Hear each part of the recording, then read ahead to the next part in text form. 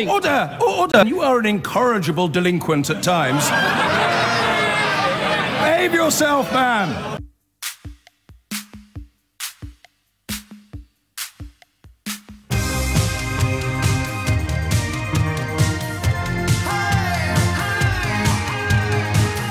And we begin with an invitation to ring in, actually, pretty much from the beginning. There is absolutely no circumstance in which I'm going to have or allow any sort of form of heated argument over the issue that we're going to discuss. That time may well come, but it's still too soon for people to be shouting at each other about something as sensitive as how best to proceed with a public inquiry into that disaster. The death toll still stands at 80, but is widely expected to rise. And I think it's important probably to note that it is widely believed to already be much higher by many people close to the tragedy. I like David Lammy, and I think he is conducting himself with great grace and dignity on this issue. I don't know that he's got this right, though. He's criticised the appointment of Sir Martin Moore-Bick, a retired Court of Appeal judge, and described him as a white, upper-middle-class man who has never visited a tower block. As if that somehow precludes him or disqualifies him or undermines his qualifications to conduct this inquiry. Talking about that inquiry, the judge himself has said that he's doubtful that it will be as wide-ranging as some people hope. Are you worried about what happens with that inquiry?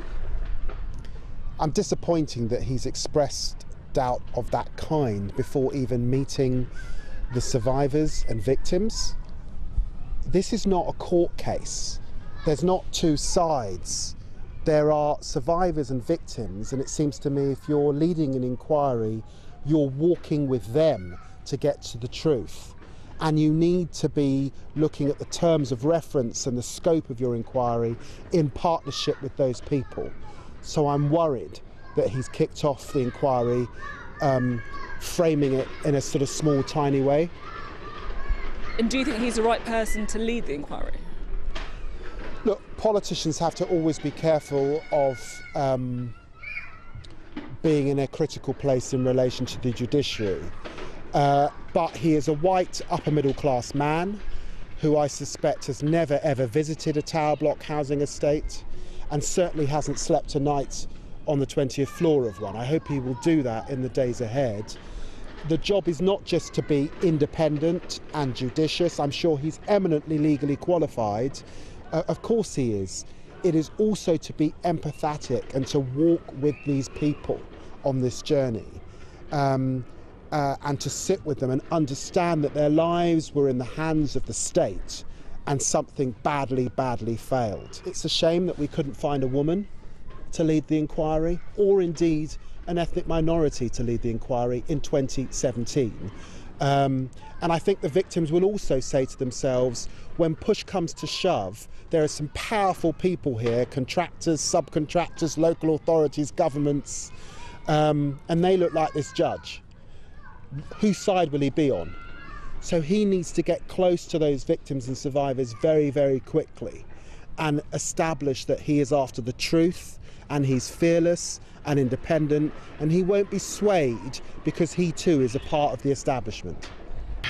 The current proposals, I think, probably do brook some criticism. The current proposals are for the inquiry to examine how the fire started and how it developed so rapidly. There doesn't seem to be anything, and we may need some legal counsel here ourselves, there doesn't seem to be anything here that will look at the broader, perhaps institutional questions of how this dismal project was allowed to proceed. I mean, well, whatever element of it is that you find most distasteful, apart, of course, from what transpired after the fire took hold, but in terms of the refurbishment process, the tendering process, the local government issues attached, I don't know whether it's the fact that they mentioned severally, repeatedly, in the promotional literature that one of the main reasons for doing the job was to make it look nicer from the outside. I can't get past that. I appreciate it's important to make buildings, the people who live inside buildings benefit from them looking nicer on the outside. But it seems to me symptomatic of something fundamental to where British society is at the moment in so many ways, that they spend millions and millions of pounds on making it a nicer view for rich people who lived nearby rather than on making it a nicer home for the poor people who lived inside. But I don't understand why his background, which I think David Lammy has misrepresented. He seems to be a grammar school boy who's gone on to rise to the top of the legal profession, or indeed his ethnicity. I spoke to Sadiq Khan last week at the State of London debate, and he'd been at the funeral that day for an older resident of Grenfell Tower who he described as a sort of salt-of-the-earth Fulham fan, a gentleman in his 70s, I think. And the notion that everybody who lived there or everybody who died there belongs to an ethnic minority isn't true. But even if it were, would it really somehow disqualify Sir Martin Moore-Bick from conducting the inquiry? The phone lines are open, 0345 6060973. The suggestion is that because he may never have been into a tower block, he would not necessarily be the right person to conduct the inquiry. I keep using the word cautiously because I really don't want to have any scraps at all about this. I just genuinely want to know what you think. You don't need to have a connection with the tragedy. It may help if you know a little bit about inquiries or the slow grind of the search for justice on an issue like this, but there's no bar over which you have to get in order to contribute. My feeling is, perhaps a little naive, I suppose in a way my background is similar, except I didn't go to grammar school. I went to private school, but it was very much a massive break with family tradition. My mum's auntie, who was effectively my grandmother growing up, did live in a council block in Sheffield on about the 20th floor. So I'm familiar. There's no reason why Sir Martin Moore-Bick wouldn't be familiar with that sort of home as well. But why would it actually affect his ability to conduct the inquiry? That's what I want to know. And I'm conscious, perhaps, of being in my own little bubble, perhaps, on this one, and there may be brilliant and compelling reasons why his background, his perceived class, possibly even his ethnicity, should be disqualifying factors. Hit the numbers now, you will get through. 0345 6060973. There is also much to be made of a previous ruling that he handed down when he was in the Court of Appeal, and it was a ruling that saw him accused of social cleansing for the poor. This after he said that a tenant could be rehoused 50 miles away from her home and family. This, according to one of the groups representing survivors of the fire, this means he is not the most appropriate person to lead the inquiry.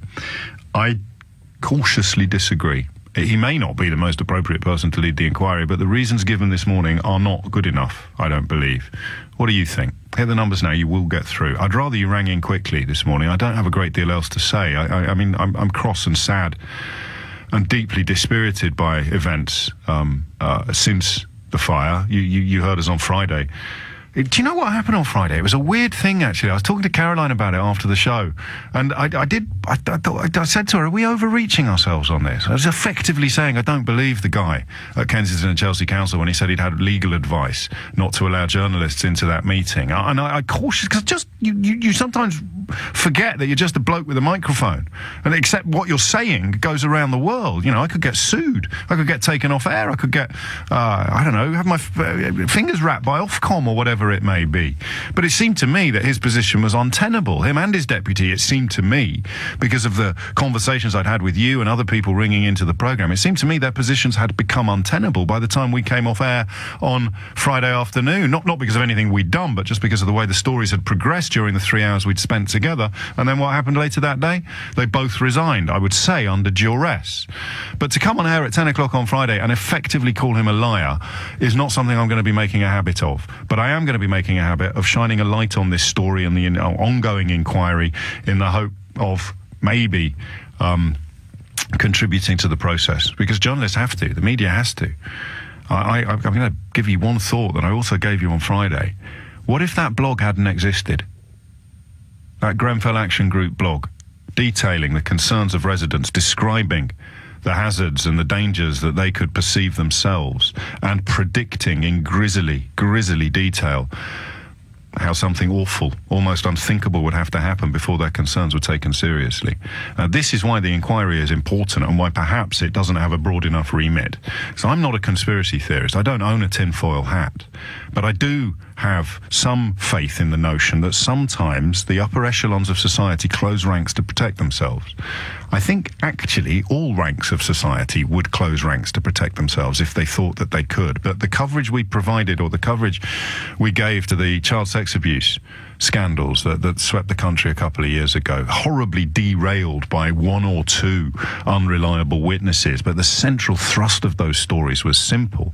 People were covering up for VIPs. Now, whether they were covering up because they didn't find paedophilia as repellent as we do, or whether they were covering up because, and we had this a little bit when we talked about schools and sex abuse at my prep school involving a teacher I really liked. It tears your loyalties. It's difficult to retain moral clarity when you're dealing with someone you like. So it may be that the cover-ups are simply a case of trying to do a friend a favour. But I do believe they happen. And I do believe, having watched those two men, the leader and the deputy leader of Kensington and Chelsea Council last week, having watched them disappear from public view for 8 days before returning with utterly inadequate and I would argue actually profoundly offensive claims that they'd received legal advice to exclude journalists from proceedings, I do find myself wondering what would have happened if that blog hadn't existed.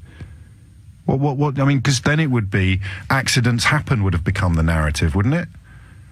Accidents happen rather than the very real sense among survivors and among most observers, a very real sense that the buck has to stop somewhere, that responsibility does lie with individuals for decisions that were taken, ultimately decisions that contributed to the tragedy.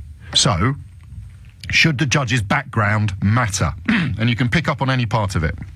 You can pick up on his perceived class or his whiteness, as David Lammy has done. You can pick up upon the fact that he has probably never visited a tower block, and explain to me why you think that matters. 03456060973. Or, I mean, maybe we should speak to David ourselves, actually, but why would it make any difference if a woman or someone from an ethnic minority was leading the investigation? Why would that make any difference to their ability to do the job, or indeed to engender faith in the survivors? I'll give you the exact quote. "He is a white, upper-middle-class man who I suspect has never ever visited a tower block housing estate and certainly hasn't slept the night on the 20th floor of one. I hope he would do that in the days ahead. The job is not just to be independent and judicious. I'm sure he is eminently legally qualified. Of course he is. It is also to be empathetic and walk with these people on this journey." It's a simple enough position, neatly and quite boldly laid out by David Lammy, but it's a position which at the moment I can't agree with, and I just wonder whether you can. And if you can, then perhaps you could explain to me the point that I'm currently missing, because it's more than likely there is one, and it's quite possibly huge. There's a couple of phone lines free. Be quick, grab it while you can. 03456060973, and we'll crack on with your calls after this. He is, well, accused, I suppose, for want of a slightly milder word, of not being a suitable person to lead the public inquiry into the Grenfell Tower fire, because he is upper middle class, he's probably never visited a tower block, he's also white. All of these attributes, all of these characteristics picked up by the Labour MP David Lammy, who has also described it as a shame that a woman or someone from an ethnic minority was not leading the investigation. And I just wonder whether you agree. I don't at this point, but this is the beginning of the conversation, so I reserve the right to change my mind. 90 minutes after 10. Marcia is in Brixton. Marcia, what would you like to say? Hi, James. Nice to speak to you. Likewise, I was in your neck of the woods yesterday, actually. Oh, yeah, nice and trendy and fresh and looking good in the sun. You got it. Yeah, I didn't go to the Lido, though, in Brockwell Park, because it was too crowded. But anyway, that's not why you rang in. That's not why you rang in to talk about. Brixton is a fantastic example of what I rang in to talk about. Yes. And why this guy is, I feel, okay to lead if he's a good leader. And I think that's what David Lammy is getting at with talk of an inclusive kind of person that's the leader. But the point he's missing is this guy's not making a decision on his own. The real thing to watch out for is the team he surrounds himself with, which can comprise of all those other groups that Lammy's worried about being considered. And their job would be to represent all the units that matter in this. So someone who's well qualified to understand the establishment, the systems, the infrastructure, may not be the same person that's qualified to understand what it's like living on the 20th floor of a council flat in Brixton or Peckham. But you need all of them around the table to really get an informed discussion going. Why do you even need... I mean, I'm being slightly devil's advocate here, but I knew you would be. No, it's a sincere question that popped into my head. Is if I'm leading an investigation into how this fire happened, why do I need to have any knowledge whatsoever of what it's like to live on the 20th floor of a tower block? Maybe it just brings a perspective that adds to the discussion, right? How, though? I mean, I know what it's like to live in a home, and I know what it would... I can imagine, using empathy and imagination, what it would be like for that home to be destroyed in a fire, and for me to struggle to escape, and possibly some of my neighbours not to escape. Why would I need to have lived in a... I mean, I have spent the night in the top of a tower block, actually, at my Auntie Lily's place in Sheffield in the 1970s. But what difference does that make to anything? Yeah, I get what you mean. I think it just adds to the fabric of the discussion. Does it though? I'm gonna badger you on this. I'm gonna badger the witness, Marcia. I'm badgering you now because why? You need to tell me why, not just a kind of vague sense of it. Of I think it would. Why would it help? I bet that David Lammy has never sat on a bench in a court, and yet no one's suggesting that he's not allowed to comment on the suitability of a judge. Yeah, exactly. And I think, to be fair, he has his opinions, and that's made up from, I think, his own life experiences, right, that informs your opinions and your decisions. And that brings it back to trying to get that diverse representation and really understand what people are saying. So then it does matter to a point that you talk directly with people that have had these experiences, and you may not have yourself, but you get from their again, you're not tempting me over to your side of the road. If I'm investigating a fire, why do I need to know what it's like to be a different ethnicity from what I am, or to have lived in a different property from where I live? I don't see it. Am I being willfully blind, or are we just singing from very different hymn sheets this morning? No, maybe it's to do with the fabric of your upbringing, that you have that ingrained, you have that entwined in your being, so you have a bit more of an empathy. Well, that's very kind of you to say so, but we've got no way of knowing that Sir Martin Moore-Pick doesn't have that kind of empathy. Exactly, and that's what the point that I made to your researcher. Yeah. How do we know he's not? How do we know he's not? His best friend doesn't have all these experiences, and he's got that in the fabric of him, and why he may be passionate about leading this as well. So I think it was just a bit lapse of David Lammy to... Yes, I do. We'll put a call into him. I don't want to misrepresent him. I know what it's like when a quote can be pulled out of context and it's halfway around the world before the truth's got its boots on. But yeah, I think we're in cautious agreement, although... No, carry on, sorry. And I think he does a lot of work for inclusion, and he may just be carrying on that effort and making this statement. Like you said, it could be out of context.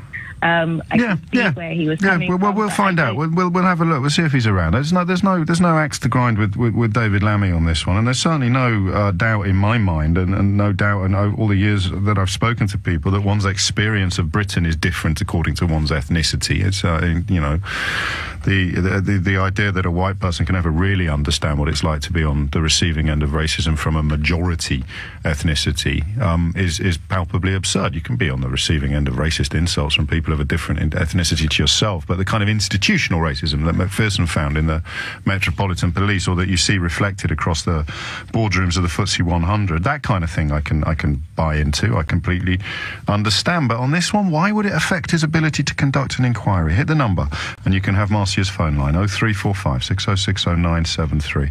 Ori's in Golders Green. Ori, what would you like to say? Good morning, James. Tell me. I kind of agree with you that where a man comes from shouldn't affect his ability to do the job. But I will go on further. I'm actually outraged by the comments because this... I'm trying to avoid outrage. We're trying to keep it... No outrage today. But you've got the reverse bigotry to say someone isn't qualified because they're rich. Can you imagine if Boris Johnson turned around and said, well, that person isn't qualified to do an inquiry on banking because he's poor? They haven't mentioned material wealth, but I appreciate you're sort of employing a shorthand for upper middle class or something like that. It's okay to hate the rich, but if like you can call them toffs, you can call them rich, whatever, and they have to accept it. But if anyone says the other way around, there's outrage. And I'm saying if you don't... Well, hang on, you're the only one who's outraged, Laurie. No, seriously, you are.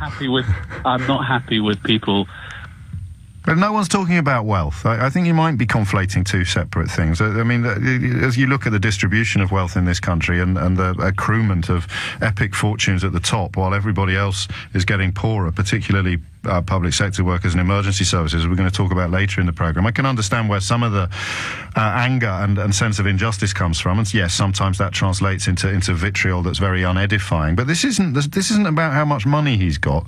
This is about, how can we put it? This is about his world, the world in which he lives, the world he inhabits. And the suggestion is that because the world he inhabits is so fundamentally different from the world that Grenfell Tower residents inhabit, he's not best placed to pursue the truth on their behalf. That's closer to it, and I can see a little bit more sense in that. Margaret's in Edmonton. Margaret, what would you like to say? Yeah, hello, James. Hello, Margaret. Thank you for taking my call. You're very welcome. Can I just say, at risk of sounding rude, people don't have to say that. Well, once you do it now, there'll be 10 other callers in the course of today. It's like saying first-time caller. That's quite fun, but you don't have to say thank you for taking my call. Okay. All right, carry on. All right. Thank you. You're I welcome. wanted to quote you two different people. Harper Lee said, and she's from To Kill a Mockingbird, Yes. you have to walk in the person's shoes to really understand what and how they feel. And Martin Luther King, who says, I want my children to be judged on the contents of their character and not the colour of their skin. Yes. I think what Sir Martin, the problem that he has, is that when he came out to say that it was announced that he was the judge that was appointed, the first thing about that was that people thought they were going to be consulted. Yeah? Then he also said that... that wasn't his fault. He doesn't set the terms of the inquiry. No, he doesn't. But then he talked about the terms of reference for the inquiry, which again added further suspicion or concern. Again, I had sympathy for him there because I thought he was trying to, I think it was a little clumsy perhaps, but he was trying to manage expectations and say, look, I'm not going to be able to find out this, and this, because that's not the job I've been given. No, but I think he should come out now and be very clear about what he intends to do, and if he can create a team, because he's not going to do it all himself, but a team that is diverse enough in terms of what he needs to do to satisfy some of the concerns that people have. But hang on, but just back up a bit. I like, because both of the quotes, the Harper Lee quote and the Dr. King quote, they both speak of not understanding racial injustice. So, Harper Lee is talking about. I'm not saying that at all. Well, they're the two quotes you brought to the table. Yeah, but what I'm saying is that he, as an individual, has only got one particular crime where he made some decision about a family, which is concerning for people. And was overturned by the Supreme Court, so he learnt his lesson. But you cannot then judge and say he is not going to do a particular type of job because it has been done in a particular way. I'm saying that I believe that he should be given the opportunity to come out with the terms of reference and what he wants to do with this inquiry, to have a team around him that will be diverse enough and give confidence to the Grenfell victims, to the Grenfell... Why does diversity matter? Genuine question. I think it's important that he has a team that will be able to give him an insight into certain cultural differences. But it's a fire investigation. If I'd been the victim of a tragedy, I'd survived the tragedy, and they appointed David Lammy to inquire into what had gone on, I wouldn't feel in any way unrepresented or undermined by the fact that he's a black fella and I'm not. Why does diversity matter, Margaret? Because of the whole way that this whole process has come about, that people have felt marginalised and that there has been a class divide as to why this has potentially happened. So it is vitally important. A class divide, maybe, but again, I don't know that investigating the roots and the cause of the fire is going to be rendered easier or harder, less or more effective by the ethnicity of the people on the panel or the ethnicity of the people contributing to the inquiry. I am, however, like a lot of loud-mouthed middle-class white journalists, I am more than happy to be re-educated on this sort of thing by people who actually, to quote Harper Lee, have walked in those shoes that I've never worn. But okay, just to be self-referential for a moment, do you think I'd be less effective at doing something like this because I'm white than I would be if I was black? I find it very hard to believe that. It's 10:30. Yes, and thank you to all the people who've texted and tweeted me to say thank you for telling people not to say thank you when they ring in. You're all hilarious. We're discussing the role of Sir Martin Moore-Bick, the retired Court of Appeal judge. He specialised in commercial law, 50 years plus his career, and he's looking into the Grenfell Tower fire. David Lammy, who has become a very vocal and impassioned spokesman for the survivors and, of course, I suppose for the victims, has expressed some misgivings about this, partly because he is a white upper middle class man who has never visited a tower block. More pertinently, perhaps, he's expressed some misgivings about the terms of the inquiry's reference and the judge's suggestion, which I don't think, actually, on reflection, would have been imposed upon him from without. He will be working at the moment on what he can and cannot be expected to do. But why would diversity matter? Why would the investigation into a fire in a tower block be in any way enhanced or hindered by the ethnicity of the people conducting the inquiry? If the question is simplistic, or if I'm missing the nuance here, then you know how it works. Give us a call and tell me. 0345 60 60 973 is the number that you need. And while we're issuing apologies, sorry, James, I love your show, but I hate that I can hear your producers over the mic. Can you get it sorted, please? That's my fault, isn't it? That's my headphones. I keep my headphones too close to the microphone. God, I bet that's compelling radio where you are. Nick's in Kilburn. Nick, what would you like to say? Oh, hi, James. How are you? Very well, Nick. What's on your mind? Well, you know, it's such a heavy topic. I sort of like imagine myself, like if I was the judge, suddenly I just felt hot and faint. I mean, it's such a giant thing to take on, but like my main point is that if it's a very conservative judge, whatever colour or culture they are, if they're not able to access discretion, which is something I really studied when I did a law degree about 5 years ago, and we read loads of stuff about discretion and impartiality. Does it really exist? Because humans have their own biases about people and all this. You know, there are articles out there about all that. If they can't access discretion, which is a creative thing, if they're very conservative and they just use positive law, which is just rules as rules, then they won't be able to serve justice on. Well, it's an inquiry, not a trial, remember? Oh, right. Yes. That's quite a crucial distinction, I think. At this stage. Yeah, well, but he won't be involved in any subsequent trials if and when they occur. It's more about not so much the mens rea, if I use the phrase correctly. I almost certainly don't. It's not so much about that, is it? It's about the question of whether or not that he is somehow fundamentally less empathetic or less interested in the people that lived in the block because he comes from such a different world himself. And I can't quite see the sense in that position. Well, I mean, looking at it like that in terms of an inquiry, I mean, that's going to be the build-up of a possible case and hopefully a case later on. So I think that all the stages are important. We don't want to get it wrong because... Well, no, that goes without saying, but would you feel... Tell me a little bit about yourself. How old are you, Nate? I'm 49 now. 49 years old. Well, where did you grow up? I grew up in London. What sort of class would you describe yourself as belonging to? Well... I've got a law degree. I'm going for middle class. Well, I see myself as a mixture because I grew up in social housing and still live in social housing. Okay, no, then I'll revise that description. So you live in social housing, and what's your ethnicity, if you don't mind me asking? Mixed race. So you're a mixed race from social housing. Would you trust me to represent your interests? In what way? Any way at all. I would trust you about 90% because I know you from the radio and I know the way your angle on things. So I would. Hang on, what's going on with that other 10%, pal? Well, I don't know you know, in person. But you can never know. I mean, for a start, you could never know a judge as well as you know me because you get to spend 3 hours every day with me, and I sometimes perhaps overshare, as I believe the phrase is these days. The point is that I didn't grow up in social housing. I'm not mixed race. I have some experiences that perhaps play into that world, but would that prevent me, if your house burnt down, would it prevent me from trying to find out why it burnt down in any way, shape or form? I think that somebody from a down-to-earth background, I think, will be a good start. They don't really? I don't. Why, Nick? To be brown or dark brown or whatever.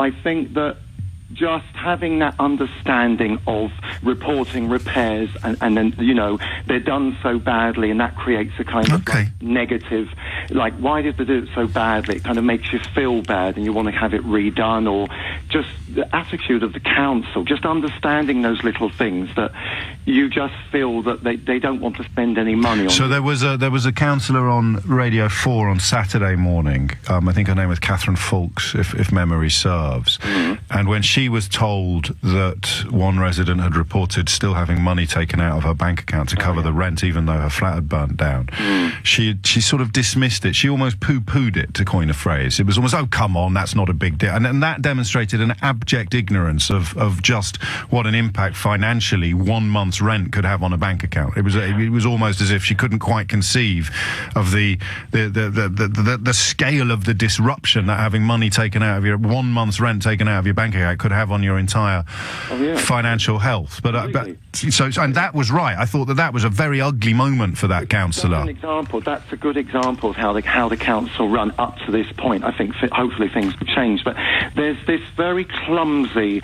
I mean, whoever did. So you feel the judge needs to have knowledge of that kind of attitude in order to properly represent the people on the receiving end of it? Yeah. Otherwise, it's out of control, and you'll end That's interesting. Once you go on the path of not getting justice, and it starts to go, maybe it's hard. It's hard. Do you feel? And I apologise if this is an inappropriate question. I've nicked it off. Someone else has sent it in on text, but I can't find the original text. Do you feel that the judge of the Hillsborough inquiry, not any of the ongoing criminal cases, but the inquiry that concluded, should have been a regular attender of football matches? Well, the fact it took so long to... Yes, no, just yes or no. Let me think about that.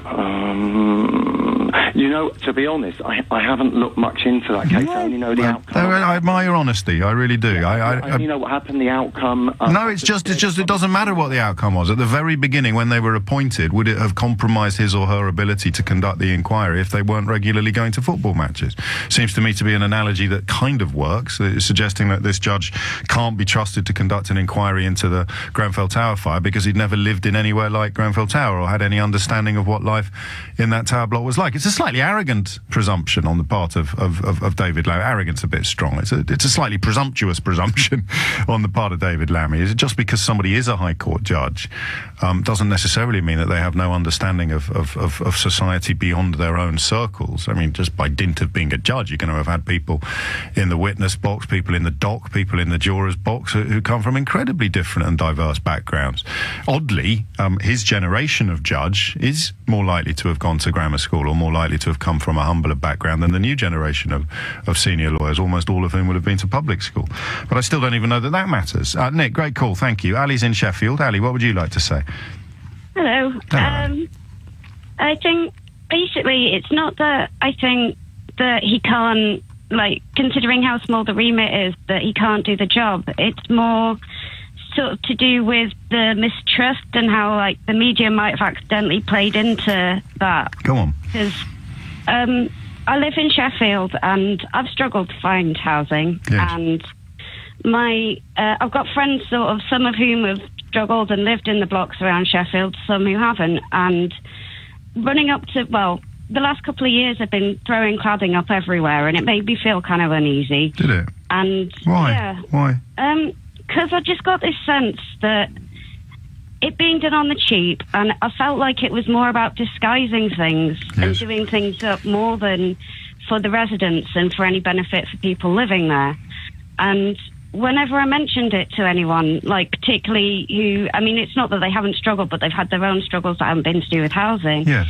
They've been like looking very politely blank at me or saying, oh, well, it looks nice. Okay. And then in the run-up to the election, I was talking with friends about, like, you know, what issues were important to us. And for me, it was a mixture of the NHS and social housing. And the NHS, everyone's heard about it. It's been something to talk about. Everyone got it. They were like, oh, yeah, the NHS, that's important.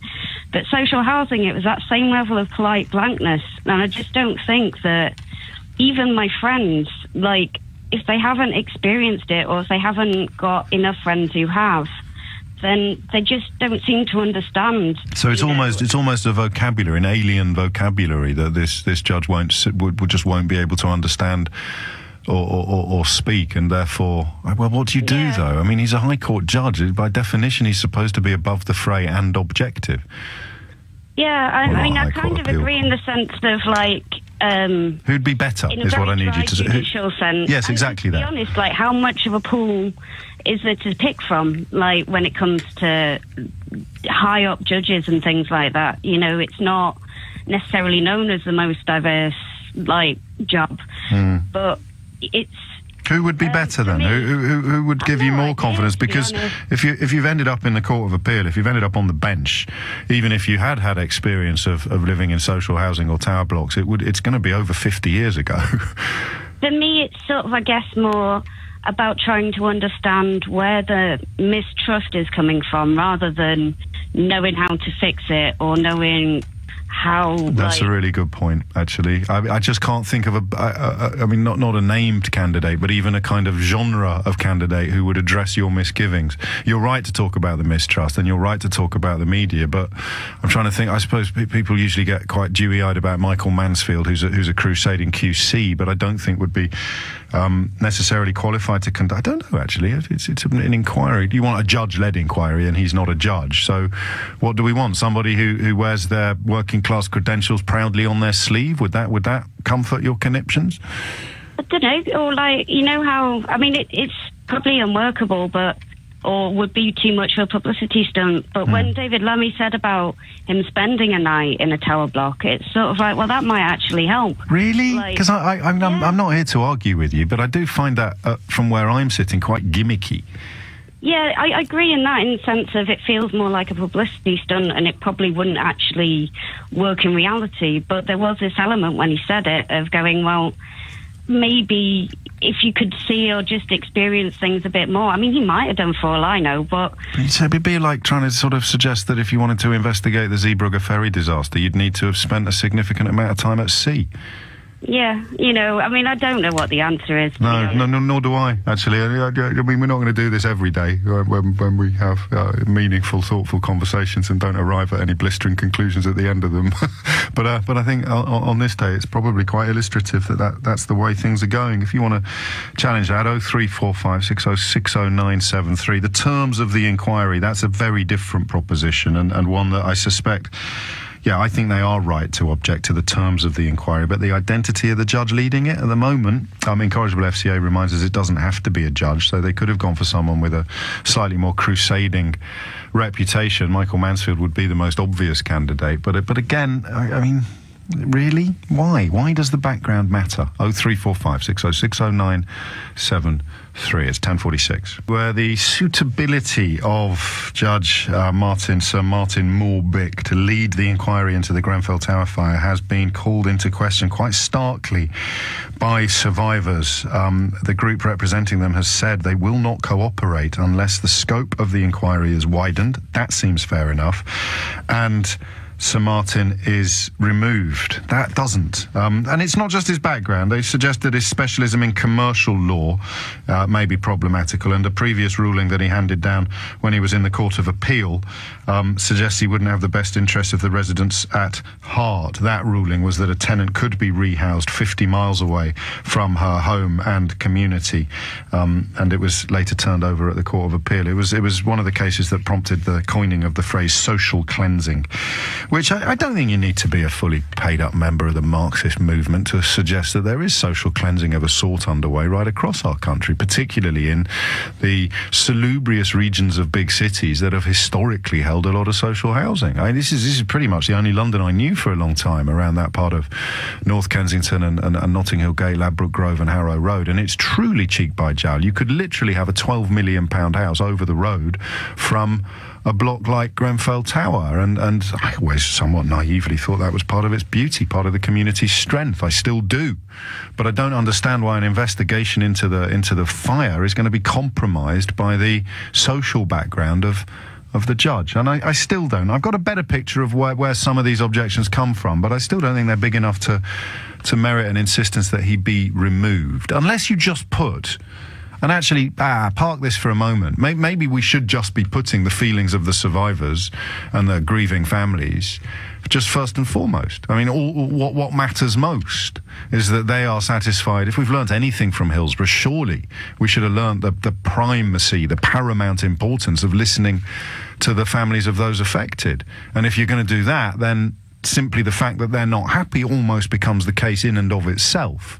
But it doesn't prevent us from asking these questions. Nick's in Carlisle. Nick, what would you like to say? I completely echo what you guys have, what you've just said, really. It's, I think David Lammy is wrong to say that his ethnicity and background affects how well he can do the job. But I do believe that as a public inquiry is to satisfy the people and to sort of help them believe that there is justice. It's head and heart then, isn't it? So the head says, wind your neck in, David, don't be daft. But the heart says, actually, these people need to believe. If we can give them anything, we can give them hope. We can give them faith and trust in this public inquiry. And at the moment, they don't seem to have it. And that should be prioritised, even if it's not really evidence-based. Yeah, because I think we can all agree that at the moment, there isn't exactly all that much happiness with what's happened. There's a lot of anger from what I've seen on the news. People are rioting and things like that, and I don't think it's going to get. There's no rioting. There's no rioting, but there's great unhappiness. Well, with the council incident of them breaking entry into the council because they were so angry with what's happened. They stormed the council building. Yeah, I believe that whatever the outcome, even if it is an absolutely fair and just outcome, because the figurehead of the investigation does not seem to represent the people, then there won't be happiness. But if I mean, I'm going to speculate about your politics here, but if the judges who were sitting in judgment on the Article 50 case brought by Gina Miller, Paul Dacre felt that they couldn't be trusted to do a decent job because of their background, and if it had been suggested that they should be removed to keep Paul Dacre happy, I suspect you'd be a little less philosophical than you are now. Perhaps. Yeah, I'm only going on what I. But this is the point, though, when a member of the public, whether a victim of a terrible tragedy like this, or whether a loon bucket like the editor of the Daily Mail, when they start complaining about the suitability of a judge because they're not persuaded that the judge will hand down what they want to see, then it's not the strongest analogy I've ever drawn, but it's not the weakest either. It's a dangerous precedent to say, no, you can choose who runs the inquiry. You can choose who sits on the bench. I mean, it is run on behalf of the people, and that's the main point, and it is to satisfy them because they feel they've had a massive injustice and they need someone that they can really they believe there is on their side, if that makes sense. And then the social housing ruling does come into play, actually, even though 40 minutes ago I didn't think it did. If they really need to believe he's going to be looking out for their interests, the fact that he was comfortable seeing one of their own, for want of a better phrase, decanted 50 miles away from the only home she'd ever known, makes them think maybe he doesn't see us quite as clear-eyed as we'd like him to. Maybe he does think that we're somehow, I don't know, second-class citizens. Precisely. I think I understand where David Lammy's coming from, but I do believe that it is wrong to say that he wouldn't be able to satisfy justice just because of what he looks like and where he comes from. It's just a matter of what the perceived outcome will be by the victims. Yeah, well, that's it, isn't it? It's a really good point that you make, and a few people picking up on it. If it is the case that the High Court judge, he's a Court of Appeal judge, retired, is not able to bring about justice due to him not being of the same background as the residents of Grenfell, how can we trust him or any other judge to bring about justice in any case if the same conditions are not met? I would say it's down to the judge to familiarise himself with these factors in any case to bring about proper justice. It's a good point, but the fact that he was comfortable seeing a woman with 5 children, a single mother of 5, decanted from the community that they'd grown up in to a home 50 miles away suggests that he's had an opportunity to familiarise himself with some of these factors and failed to do so. And Lee says a judge who is empathetic to the cause could potentially tip the scales of justice. I think I understand what you mean, Lee, but I'm not ready yet to start decrying empathy as a force for bad. Joe's in Croydon. Joe, what would you like to say? Hiya. Basically, I just wanted to ring up. I have rung you a few times, but specifically today about what Mr. Lammy has said, re-race and bringing race into this issue. And I'm a police officer, and I'm sort of trying to follow the logic of his argument through. And I can totally understand that he's upset because he's lost a friend in the fire. But by saying that this judge is not suitable because he's a middle-class white male, I think sets a very, very dangerous precedent for someone in David Lammy's position as a respected member of Parliament. Because if we follow that course of logic down to its natural conclusion, well, if I'm interviewing someone in a police station, should I only interview white people? If we then go to court and they're being judged by a jury of their peers, should that jury of their peers only be people from their ethnic minority? I mean, I think it's really it would have been once, identity. wouldn't it? Yeah. Well, absolutely. Once, a long, long time ago. I think back when David was perhaps a young teenager growing up. I think he probably had some. Well, of course, I mean, you're in the Metropolitan Police, and it was a posh white bloke who concluded that was riddled with institutional racism. He didn't have to be black to point out that so many of your colleagues were racist to the core. Yeah, I mean, when I first joined the police back, in 2003, I spent the first 2 weeks of my training being told that, we were racist, and we had various diversity chats and things like that, and that's how it worked. And for me, a lad from Croydon, I was a bit, well, is this really aimed at me? But that's beside the point. But the point I wanted to make is, I think... No, I fully understand the point you wanted to make. It's an interesting point. I guess David Lammy probably would remove the white bit from his comment and focus instead upon the class bit, because it's very hard to see.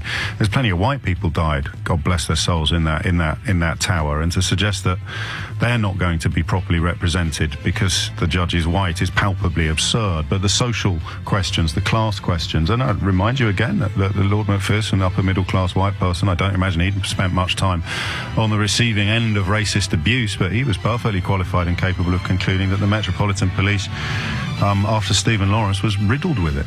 And I'm going to move into the Grenfell Tower territory that we have promised to explore and continue to return to for as long as we have to. And I'm getting quite troubled by the way that this particular strand of conversation has evolved. Let's be absolutely clear, okay?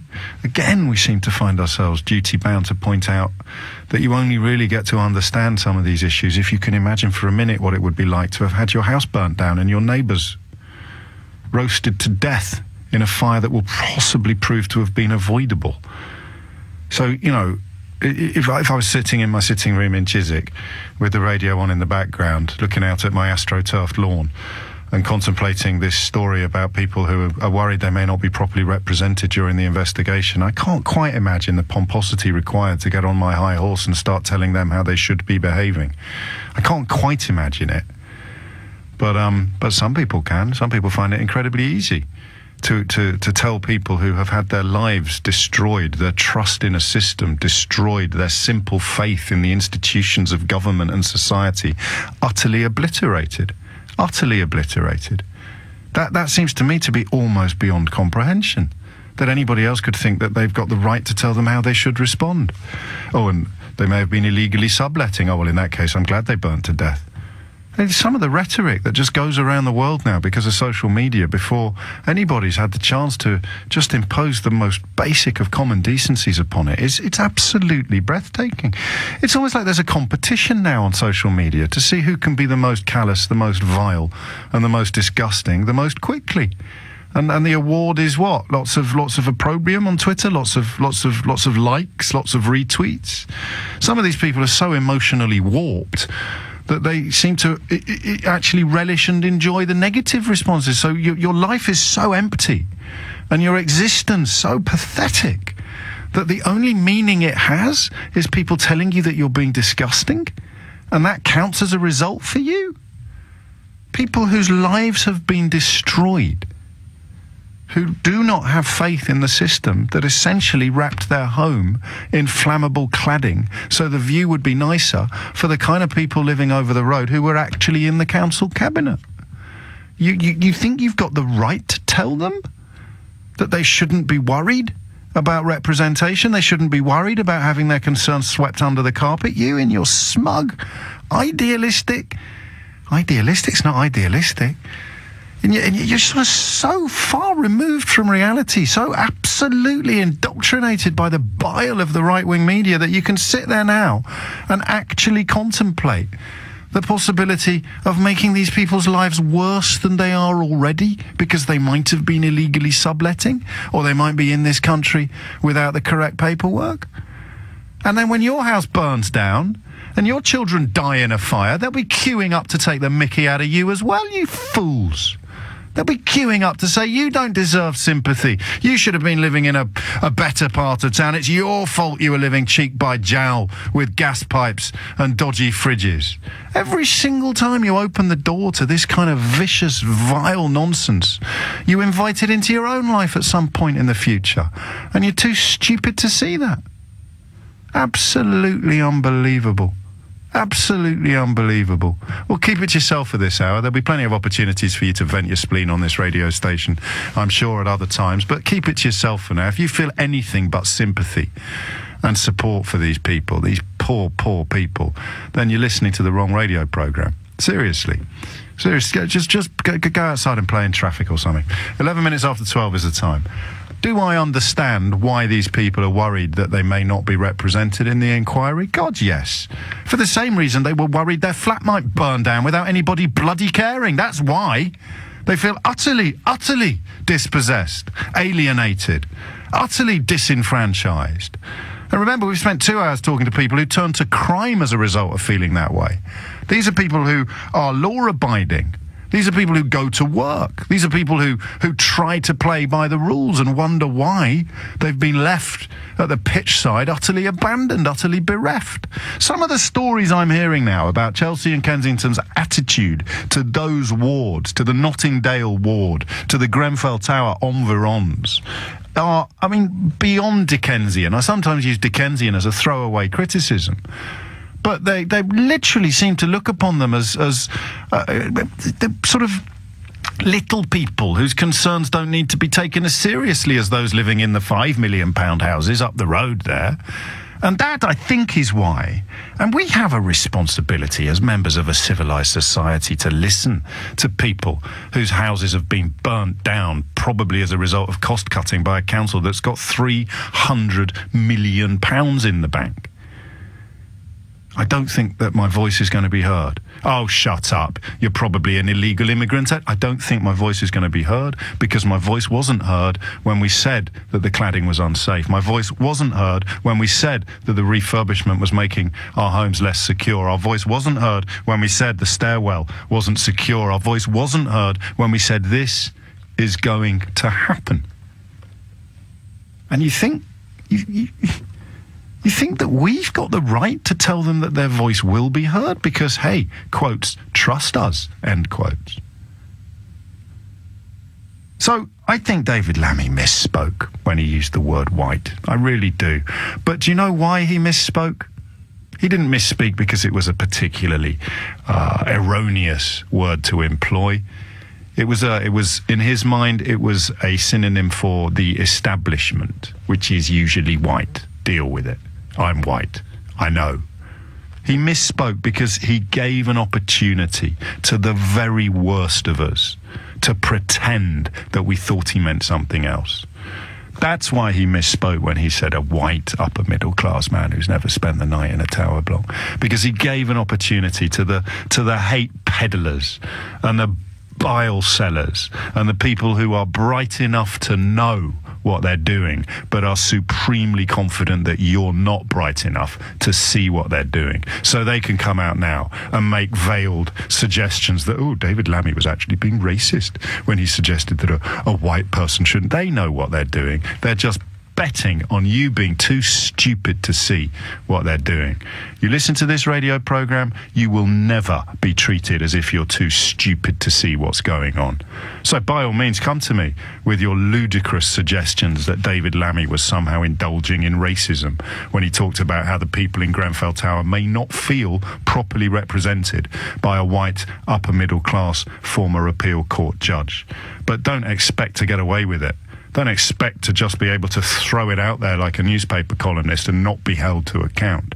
That's the point, isn't it? That's the point. Represented is the word I want to discuss. Who will represent people who have spent 2 years predicting this disaster and being completely ignored? That's the point. Because who's ignored them? Well, the people who appear to be in charge of the investigation, the people who appear to be continuing to run the council, to resignations notwithstanding. So it's not actually beyond the realms of possibility that these people now consider that the people who ignored them when they warned about the fire risks, the people who utterly abandoned them in the immediate aftermath of the fire and left them sleeping on lawns, the people who failed to respond so profoundly that the Prime Minister of this country had to stand up in the House of Commons and apologise. And if the residents and survivors of Grenfell Tower somehow see these people as being part of the same social grouping as the ones leading the inquiry, the ones who let them down, ignored them and abandoned them, belong to the same stratum of society, the same echelon of society as the people they're being told are going to look after them and look into the tragedy and answer their questions, then forgive me for pointing out that it's a miracle. It's a miracle they're not even angrier. It's the point, isn't it? That's why David Lammy said what he said. I didn't get it yesterday. I didn't get it 90 minutes ago, but I get it now. If you had spent 6 months warning that your building was about to fall down, because you could see it, you had nowhere else to live, but you could see the crumbling mortar, you could see the bricks missing from the walls, you could hear the creaking at night, and you warned and warned and warned that your house was going to fall down, and then your house fell down, and they sent in to investigate the people who'd ignored you when you told them it was going to. How would you feel? So how do you put together an inquiry that will reflect and represent the people affected by the tragedy? I don't know, but I'm going to open up the phone lines now in the hope that you do. 0345 6060 973, because I don't see anything that excludes this judge from doing a good job. I really don't. But I completely sympathise with the perception that I've just described. I want to try and square those two circles. You need reassurance, but at the same time you need representation. But you're not going to get justice unless you've got someone properly qualified in the chair, and that is a small pool. It's 12:17. Who can represent the Grenfell Tower survivors fairly, honestly and properly? A lot of talk about the establishment. I've been saying for years now that anybody who employs the word establishment without properly explaining what they mean by it, Owen Jones wrote a whole book, actually, to properly explain what he means by that word. But for other people, it's almost shorthand for lazy demagoguery. Oh, the establishment this, the establishment that. But whatever you understand that word to mean, we can all agree it means the people in charge. Complications ensue when you try and work out what they're in charge of and who precisely these people are. But if the residents of Grenfell complained for years to the people in charge about what was happening to them, if they were criminally let down by the people in charge in the immediate aftermath of the tragedy, then I'm afraid you can't blame them for being a little bit sceptical that the people in charge of the inquiry, who look and sound exactly the same as the people in charge of the council, they're a little bit sceptical. What we as civilised people should be doing is working out ways to reduce that scepticism. And from where I'm sitting, and the phone lines are open now, but from where I'm sitting, getting rid of Sir Martin Moore-Bick is not necessarily a way to improve their chances of getting justice. I can't sort of turn on my respect for the rule of law according to who is criticising it. If the Daily Mail is putting enemies of the people on the front page, I find that as damaging and as dangerous to the rule of law as the suggestion that this bloke can't be trusted to lead the inquiry because of an unpopular judgment he made in an appeal court involving an associated but completely different case. Specifically the case of a single mother who'd been told that she had to relocate to Milton Keynes.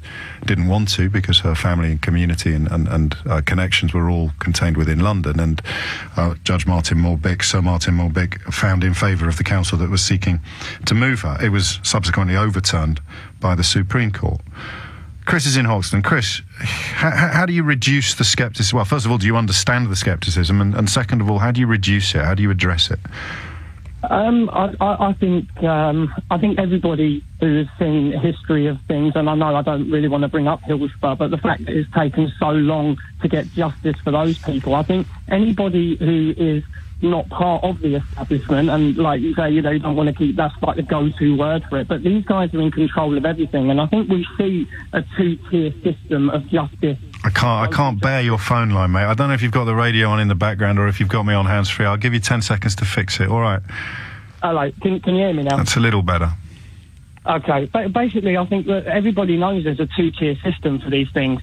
I think everybody knows that the rich and well-to-do and people that have the means are treated better and have access to better justice and things like that. So why an inquiry? Convince me that that's true. Convince me that that's true, because I don't necessarily dismiss what you say, but the idea that because I mean, legal representation costs money. I grant you that, but this is more institutional than that. Are you suggesting that if there'd been a tragedy at the opera, it would have been treated differently to a tragedy at a football match, for example? I think the fact that people who have a little bit more money probably would be able to look after themselves after the fact a little bit better, so wouldn't need as much help. But okay, so it's the vocabulary of society as well, the confidence and the comfort in which you can conduct yourself if you're familiar with the. Yeah, okay, I understand that. So people might be intimidated by the system if they come from a certain background, and they might be supremely comfortable operating within the system if they come from a different background. Absolutely. So they know the go-to places, but a lot of these guys from Grenfell don't know, and there's been no one on the ground, James. Where's the social workers? Where's the people helping these guys? I've spoke to a lot of people that are activists that are taking time off work to help these people, that are trying to gather stuff and take it to people in hospital and stuff like that. But there's no kind of government-led, systems in place to help these people, and you can kind of.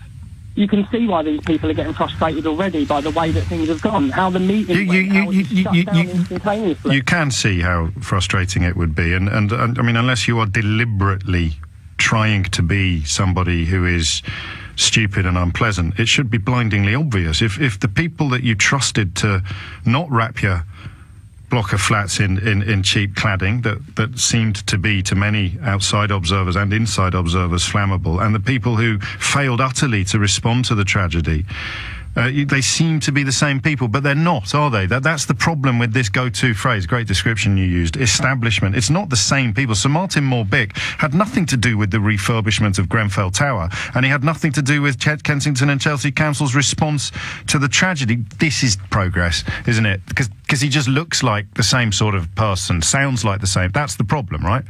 But they are part of the same gang, though. Oh, yeah, they are. They went to the same schools. Well, this guy didn't. This guy didn't. And for the record, I did. But so it's never quite that simple. He's a grammar school boy from quite humble stock, Sir Martin Moore-Bick. But he was a Court of Appeal judge. He's worn the fancy wigs and the ridiculous robes. He looks like he belongs to a different world from the people who live in Grenfell Tower, but he doesn't.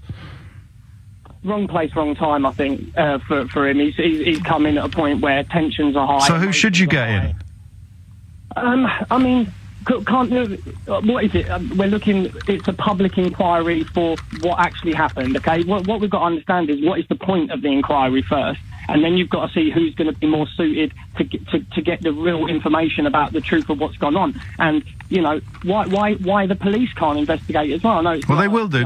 They will do that. But in the meantime, so you can't see any way. I mean, I've got this 12-point list from the Grenfell Survivors Group that picks up on things that they'd like to see change. Some of them are easily delivered, some of them not so easily delivered. But you think even in the context of that list, the bond of trust that is needed between the survivors and the families of the victims and the people leading the inquiry, you think can never really be properly established? Not really, because it's clear to see through their concerns before that no one gave a monkeys about their opinion or wanted to hear anything about what was going on. They said, yeah, whatever. And then now, you know, it's like this whole thing with the Tories coming out saying now that they want to get rid of the pay cap when less than a week. Yeah, don't bite off too. I take your point. I mean, the broader political observation is valid, but I don't know how helpful it is to this. I think we've got enough to deal with within the specifics of Grenfell. Yeah. So it is that phrase "establishment" is at the heart of this. So when David Lammy talks about a white upper middle class man, he's just talking about the ruling class. I mean, yeah, but and you've got to say that 90+% of the establishment are white, rich people that went to those kind of schools and have that education and are in those circles. You know, these things are, we can't generalise, obviously, but I mean... Well, you just did. Well, there's truth in it, though, isn't there? Well, there's a degree of truth in it, although I come back to the fact that Sir Martin Moore-Bick, I think his mother was a hospital cleaner or something of that ilk. I think I heard it on Nick Ferrari's show a couple of days ago. I could be wrong, I'll check. He certainly went to grammar school rather than public school. And there's plenty of people I know who went to public school who are absolutely stand-up, decent guys. Absolutely, but then we also know Margaret Thatcher's dad was a butcher or whatever, used to run a shop, and you know he was a grocer from Grantham. But I said a minute ago I thought we were veering too far from the central conversation. A lot of people have suggested Michael Mansfield, the Incorrigible FCA's on the line, and if we take Chris's objections to the establishment, the fact that Michael Mansfield went to Highgate School, which used to be known as Sir Roger Cholmondeley's school at Highgate, that's the problem with these labels. Like establishment, what does establishment mean? Michael Mansfield's a brilliant lawyer, but he's a QC. QC is a badge of establishment in a way, although he's a thorn in the side of the establishment in many other ways. Trust is the thing here. Trust and representation. If you don't understand why they don't feel they can trust the authorities or the establishment, then you are deliberately trying not to understand. In the same way that if you think there's anything remotely racist about what David Lammy said, then you are almost certainly doing it on purpose, because it allows you as a racist to say, I know you are, but what am I? And that's pathetic. The only thing we should be caring about is the feelings and the safety, the emotional and physical security of people whose houses burnt down while their family members and neighbours were roasted to death. But no, this is Britain in 2017, so we're all talking about whether or not David Lammy is a racist. Brilliant. It's the weirdest thing, isn't it? A mark of our times, but it's not unique to this era. It's a desperation for people to deny humanity. Here is a tower block that's burnt down in the worst possible of circumstances. Can we all agree that all we should care about is the plight of the victims? No, absolutely not, because immigration, illegal subletting. It's always like you'll grab anything you can if it just excuses you from being decent. I don't get that. I really need help in understanding that. Anything you can that just excuses you from humanity. I don't want to be humanitarian. I don't want to be decent. Give me something I can use so I can hate on people whose houses have just burnt down. Immigration. Yeah, that's great. That works. Just don't get it. Neither do I completely understand the rejection of some of the residents, some of the survivors of the fire, of the public inquiry as it stands. But I think I'm beginning to. What can be done to dilute their scepticism? 0345 6060 973 is the number that you need. 0345 6060 973. Rachel Venables is here. You have been speaking to the Mayor, Sadiq Khan, who has been speaking about this issue. Yes, he has, and he's specifically been speaking about the new council leader of Kensington and Chelsea, Elizabeth Campbell. She was nominated to take charge of the role after Nick Paget-Brown stood down last week. It's a job I don't think many people would envy her for. She's got a lot on her to-do list. Most importantly, really, is improving the perception of a council which has just been dogged with insults. It's been dogged with accusations of failure at the absolute least ever since this disaster, and many people, of course, are claiming just before. Now, she won't officially take charge of the council. She won't be officially nominated as council leader until the 19th of July, and she was only sort of put forward for this last night, but she's already had calls for her to go, including from London Mayor Sadiq Khan, who I spoke to this morning. Put aside for a second the years of neglect. Since the fire happened 2.5 weeks ago, their response has been woeful, and their woeful and inadequate response has led to a vacuum being created, and I'm afraid national government hasn't filled that vacuum. In those circumstances, where a council isn't fit for purpose, a council isn't working, there is legislation which allows central government to send in commissioners. They've done it in other councils in London, like Tower Hamlets. They've done it with other councils across the country.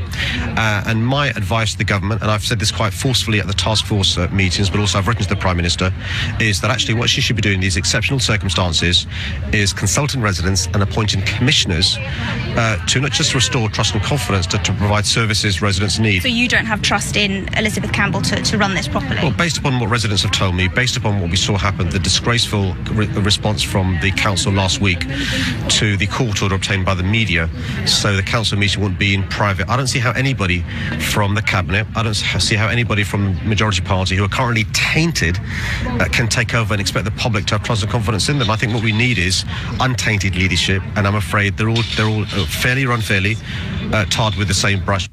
Now, the real problem here for Councillor Elizabeth Campbell is that while Nick Paget-Brown and his deputy Rock Fielding-Mellon did step down on Friday, apologising for the council's perceived failings, the whole council and the council's cabinet have been seen as floundering since this fire. And, you know, while she's a new name, she's a new face in the top job, she's part of the old guard. She's been a councillor at Kensington and Chelsea for over a decade. She was there, you know, throughout the refurbishment of Grenfell Tower. While she may not have been directly involved, she's still seen as being a part of that gang, of that team. And survivor groups as well have lashed out on this. They say her election's like rearranging the deck chairs of the Titanic. They want someone much more impartial, much more experienced being brought in. What would that look like, though? I mean, the notion of special... I don't actually know what the constitutional situation is. You probably don't either. It's a little bit unfair for me to hit you with this live on the radio. But I mean, you get... Councils can be put into special measures, but that involves national government intervening. It does, yes. And that's what Sadiq Khan's called for there. It happened with Tower Hamlets a couple of years ago, where, again, the council was seen as being failing. Sadiq Khan wants that to happen again, where a commissioner, whether that's someone from another council... We know that, for example, I think it was Ealing Council was drafted in to help Kensington and Chelsea in the immediate aftermath of the fire because it was seen that they weren't doing properly. And you see the same things with failing police forces, for example. So it could well be that it's someone from another council with similar local government experience, or it could be someone else. But it's up to the government really to step in and say, we need to put in somebody else. And then, as Sadiq Khan explained to me as well, there is due to be council elections, I believe, next May. So that would give just under a year for people to get everything sorted, and then the locals in Kensington and Chelsea can vote. They can decide if, say, for example, Elizabeth Campbell is the leader for them. Rachel Venables, many thanks indeed. I'm told, and I'm moving into the realms of speculation now, so I won't embarrass Rachel by asking her to join in. I'm told that the job was probably going to go to a different councillor called Catherine Fawkes, who delivered a disastrous radio interview on Saturday morning, which did for her chances. So previous cabinet members, members of the same political party, you can't quite get... Can you? Would you be able to, if these people were in charge of running, they're your landlord, and they were on the same team as the old landlord who was in charge when your block of flats burned down? I guess I'm just struggling to see how anybody can fail to understand their reservations. Whether they're objectively justified is a different question, but whether they're subjectively comprehensible... Here's your landlord, right? Your home burnt down. So your landlord resigns and gets replaced by one of his mates. That's what they're worried about. What is difficult to grasp about that? You would be worried too. If you told your landlord your house was a death trap, and then it fell down or burned down, and then your landlord resigned after 8 days of pressure and refusal to resign or even to deliver a speech in public about what had gone on, and then they replaced your landlord with someone that had been sitting next to him while he was hiding. That's why they talk about the establishment. That's why...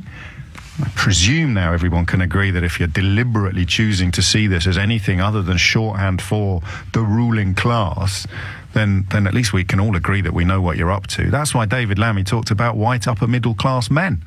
It's shorthand for the ruling class. It's got a white upper middle class woman, actually, has ended up in charge of Kensington and Chelsea Council, but it doesn't dilute or change his point. Have we allowed ourselves to be turned into a society where a man describing the plight of people who have watched or heard or known that their neighbours were being burnt or gassed to death, and we're all getting our knickers, or you are choosing to get your knickers in a twist? Just a small proportion of the people listening to this programme, but I think everybody deserves to be heard, even if what you hear when you turn your ear towards them is utterly bovine, bilious absurdity. Some people died. All that matters is working out why and whether it can be avoided in the future. That's all that matters. Why is that even Oh, I don't know. I give up. Except I don't, because it's only 12:42. The phone lines are open. 0345 6060973 is the number that you need. How could you build faith, if you will, in these processes if the people running them appear to be cut from exactly the same cloth as the people who were in charge when the tragedy happened? That seems to me to be the challenge. Helen is in Etchingham. Helen, what would you like to say? Hi, Jane. Hello, Helen.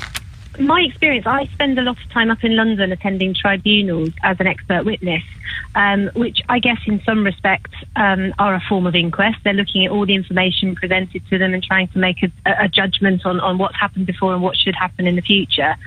Now, their sort of situation, or the ones I attend, they have a judge who is appointed, who has all the legal background and all the knowledge and the framework, but he or she would always have a minimum of 2 sort of specialist advisors who is also, consistently on that panel, hears all the evidence, is able to question, and they could be someone who is nominated, put forward, or at least representative more of that community. So whether it might be someone from the actual residents association, it might be, that they see it would be important to have, a very senior fire safety officer or someone from the building trade. It's someone who's able to give... It's back to trust, isn't it? Because I can nod along with everything you've said, but I struggle a little bit when I try to come up with something a little more specific. Your quite broad descriptions, a fire safety officer. Right? I mean, it needs to be... I think they need a face. I think that these people deserve representation that they can see and touch and hear, not just letters on a figurehead, Yeah, and I mean, the fire safety guy is probably more going to be someone who comes in and gives evidence, but it may well be that they have, a bit like selecting a jury, that they have the right to select someone who sits to the side of that judge and has as much weight and ability to question. Ultimately, the paperwork, for want of a better word, comes from the judge, so that final report with all the recommendations, but those experts who are sat either side of him and those people who have a vested interest but aren't the establishment, they have to sign that off as well. And, providing it's... You don't sound like you think that's very tricky. You think that's quite a straightforward thing to do. Well, the hard bit would be finding someone who can be emotionally separate from it, but nonetheless... Do you need to be emotionally separate from it? Well, I don't know. It depends. Yeah. It depends if you can still be objective, look at the evidence objectively and hear everything, rather than want to, themselves perhaps, even subconsciously, it's one way or the other. You're a brilliant contributor, but I'm just thinking there's 120 families of every creed and colour from the absolute full gamut of society, or full gamut of the lower socio-economic sectors of society. Even that's not fair. There was someone on the radio earlier who runs a business in the area and has employees, but currently doesn't have a home because it burnt down. But I don't think it's not colour of their skin, it's not background, it's not. It's someone who collectively, for my mind, it would be the person who was writing that blog, who was writing those letters in, who was writing... Yeah, he's back in Ireland. I don't think he's very well. It's a little hard to pin down, but... That equivalent of someone that they turned to before this tragedy, who was their spokesman, their voice, and it wouldn't necessarily have to be him, but someone who has that wherewithal to say, do you know what, I feel it's important, I am sat there alongside him or her, that judge, and they would feel perhaps more trust that it's not going to be brushed under the carpet or sidelined. And yet, even as you say that, it seems so achievable and so simple that the fact that it hasn't happened already will be adding to the scepticism and the mistrust of the survivors, won't it? Because they'll be thinking, how hard could it be just to get that bloke there, or everyone knows her, or he's been at the forefront of the rescue effort when the council were AWOL. Get him involved, and that's one of the demands. They just want proper representation, which some of them claim Theresa May promised them that they would get. And we just wonder, in the absence of these relative... I don't want to sound as if I'm accusing you of stating the obvious, because you're not. But when you stated it, it becomes obvious, and you sort of are left wondering why they haven't just done all of this stuff already. No wonder the residents, the survivors, are sceptical. Seems to be the model they work on it always seems to be the judge, but why can't it be the judge or the panel? Why does it always fall to one person? I think there needs to be someone who heads it. I appreciate that, but it's not a question of bringing in the odd advisor or expert witness. It's having a minimum of 3 people who have equal... And then they have to be able to give up months of their lives. I mean, there are all sorts of other considerations that have to be brought into play as well, but this is... a death toll already of 80, highly unlikely to remain at 80, almost certainly likely to go higher, widely believed to already be higher, but for various operational reasons, the authorities can't confirm that, not least because you can't confirm someone as dead until you're actually confident that you know who they are. 12:47 is the time. 0345 6060 973 is the number you need. Where I hope that we've kind of pretty much nailed the question of why so many of the Grenfell Tower fire survivors are unhappy with the nature and the constitution as it stands of the inquiry into the tragedy. It has nothing to do with skin colour and everything to do. It's amazing how all these people who routinely queue up to moan about the establishment and claim to be anti-establishment suddenly pretend not to understand when David Lammy describes in shorthand what the establishment looks like. White upper middle class men. What you've got a problem with, of course, is the number of white middle to lower middle class men who went to minor public schools who like to talk about being anti-establishment while they've spent their entire lives dreaming of being part of it. What Grenfell Tower teaches us is that the establishment closes ranks. Even if we can't be entirely clear what we mean by the establishment, we know it closes ranks. Look at the child abuse stories that are unfolding. The one from Jersey. Look at the one in the Vatican, the one in the Church of England. These go back decades, and the establishment closes ranks to protect itself. Lord Carey's son has had a letter published somewhere in which he suggests his father, who failed to pass on letters from alleged victims of a paedophile bishop, his father has been badly treated. He's been judged by standards from a different time. And I wish him no ill will at all, but it's evidence of how whatever the scandal, whatever the story is, it's almost human nature to sort of move into self-protection mode. That's what they're worried about. And the people that they're being asked to trust to do the inquiry are, in their minds, quite rightly and fairly, the same sorts of people who presided over the debacle, who presided over the circumstances that led to the tragedy, and who presided over the utterly inadequate, the woefully inadequate and incompetent response. And now they've put someone new in charge of the council who was sitting on the cabinet responsible for that response, that woefully inadequate, that woefully incompetent response. So you're essentially saying to these people, trust us. And they're essentially saying, but you look just like the people who were in charge when our house burnt down. And I don't know how you square that. And I want to know whether you can see any light at the end of that particularly tricky tunnel. 12:54 is the time. 0345 6060 973. Jimmy's in Dagenham. Jimmy, what would you like to say? Hi, thank you very much, James, for highlighting this issue. I think David Lammy is a very decent man. He's a very decent MP. I believe that he used a form of words to describe a particular category of people. Yes. And rightly, you will find out that many well-meaning people who are decent, who don't have any conspiratorial mindset, will understand what David Lammy was talking about.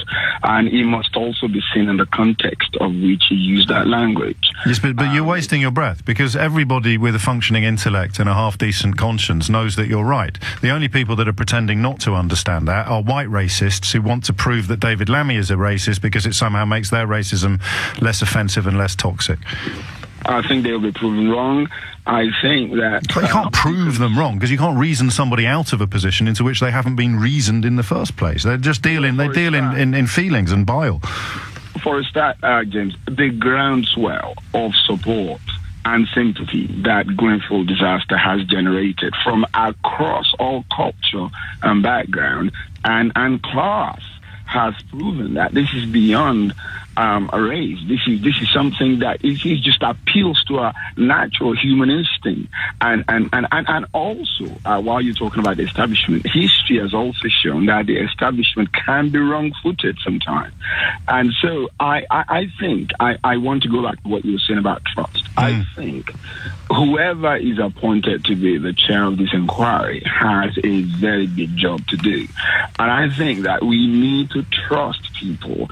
I think we don't want to go down the road that we're not going to trust this individual. But they've already gone down that road. They're so far down that road you can barely see their tail lights. They're demanding that Sir Martin Moore-Bick be removed from the inquiry. They don't want him leading the inquiry. He's already, and whether it's fair or not, the fact that the trust doesn't exist becomes pertinent, even if it's unfair. You can't ask these people to trust someone that they don't trust, if that doesn't sound too simplistic. We only have an example around the corner with the inquiry to look into the child molestation and sex and issues. You're going to constantly have chairs being replaced, they're resigning. If the confidence in them, I think what I understand from what the residents are saying, we need a broader inquiry that can look into this. And the chair that has been appointed very clearly and very rightly said, the scope and my terms of reference are quite narrow. I don't think one inquiry can solve all of the issues that relate to Grenfell. I think that they have to look at it in different types of inquiry. And he says, look, my job, whoever is chairing that inquiry will see the pictures that you and I probably will never be able to see. They will hear evidence that you and I probably will never be able to see. I don't think anybody can paper over the cracks on this one. I think here's the problem. Here's the problem, Jimmy. This is a quote's just come in from the Lord Chancellor David Liddington. He says he has complete confidence that Sir Martin Morbick will lead the Grenfell Tower inquiry with impartiality and with a determination to get to the truth. And it's his call. And it's his appointment, ultimately. I must say that I believe that too. Yeah, and well, for the record, I do too. But if the people whose homes have been burnt to the ground or burnt to a crisp don't have faith in him, how much weight should their voices and their concerns be given? That's the problem here, isn't it? You touched on representation, James. You touched on representation. Now, the funny thing actually is the tenants on that block have an association. It's a very active association. They're very active on the social media. And somebody rightly pointed out, one of your previous callers, why can't we get one of those members of the association to come and represent them and speak for them? And the short answer would be because it's unprecedented, to which the logical and indeed the compassionate response would be the scale of this tragedy, the nature of this tragedy, and particularly the detail in the run-up to this tragedy provided by the community activists and the bloggers you refer to is also unprecedented. So we can break precedents. We can do things differently from how they've ever been done before. But very, very briefly, how much weight should be given to the scepticism that you don't believe is based upon fact, but you do understand? They don't believe they can trust this guy. You think he is trustworthy. The Lord Chancellor thinks he is trustworthy. His track record... Go on. The one thing they also want is some kind of a speedy inquiry that will deliver results and outcomes very speedily, reasonably speedily.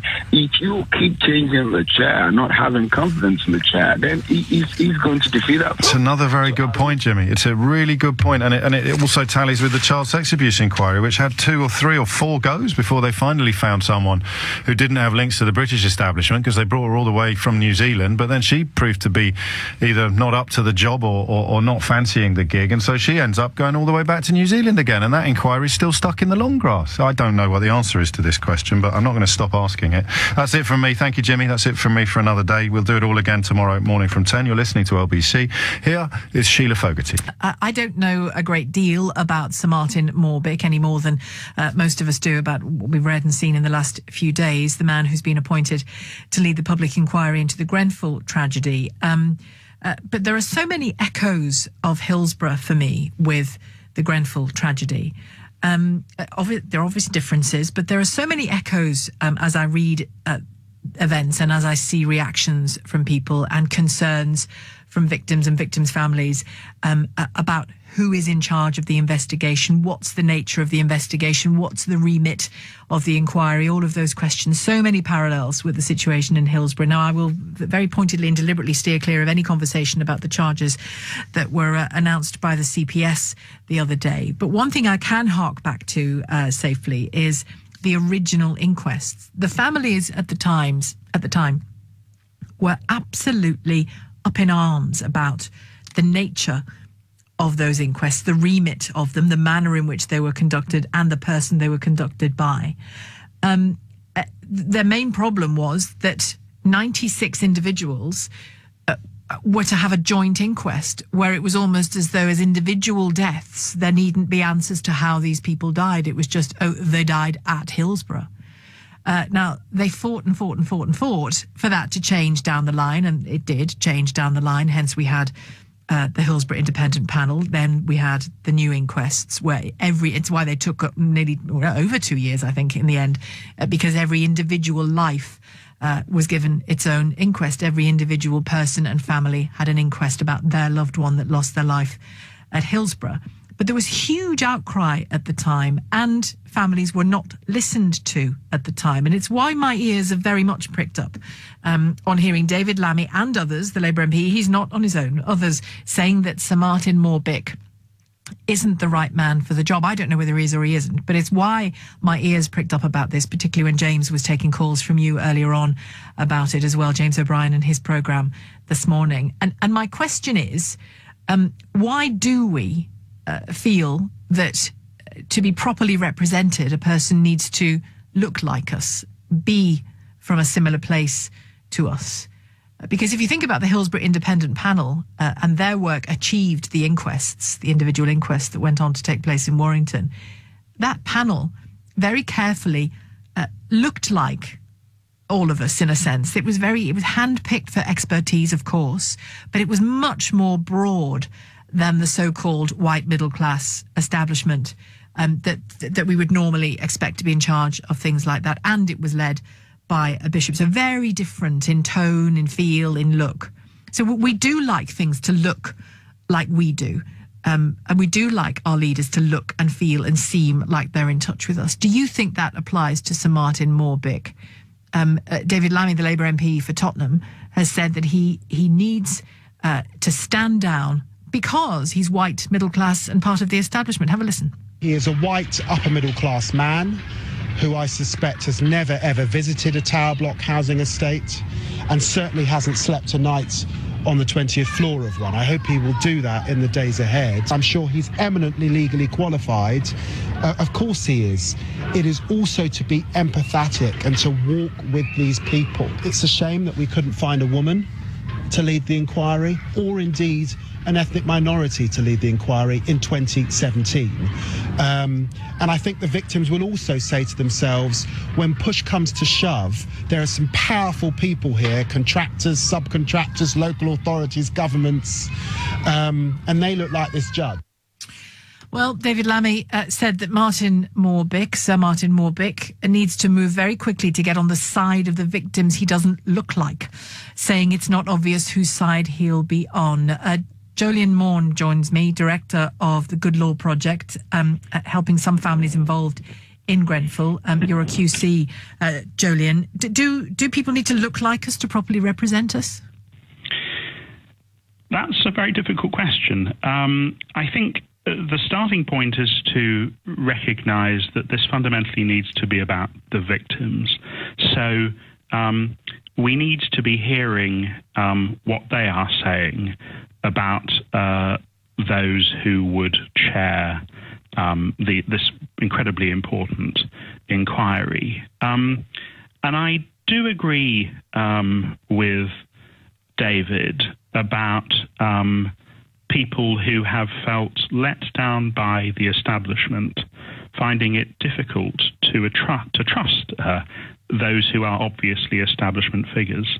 Now, I don't think it follows from that if you are an establishment figure, you lack empathy, or you lack the ability to communicate empathy to those who are disenfranchised. But it does place a heavy burden on you. I mean, I think for me in particular, experiencing poverty is incredibly important. The indignity of being in poverty stays with you, I think, for your whole life. And I suspect that's something that is quite difficult for somebody who has never lived in poverty to understand. And I also absolutely agree with David's comments about ethnicity. The real problem here is that if you want a High Court judge to head this inquiry, you have very, very real difficulties. The Judicial Office, which reports these things, no longer tells us the in detail the ethnic makeup of the senior judiciary, but in 2014 there were only 4 full-time salaried black judges in the whole of England and Wales. That's a quite staggering figure. My problem with the suggestions that David Lammy has made, and it doesn't add up to them being wrong, it's just my instinctive discomfort with it, is if something had happened to me or my family and the judge was black and from a different country, say, or black and from a part of the UK that I know nothing about, or Asian and from a different country, a different part of the UK I know nothing about, my first instinct wouldn't be, I want a white judge. I want a white judge.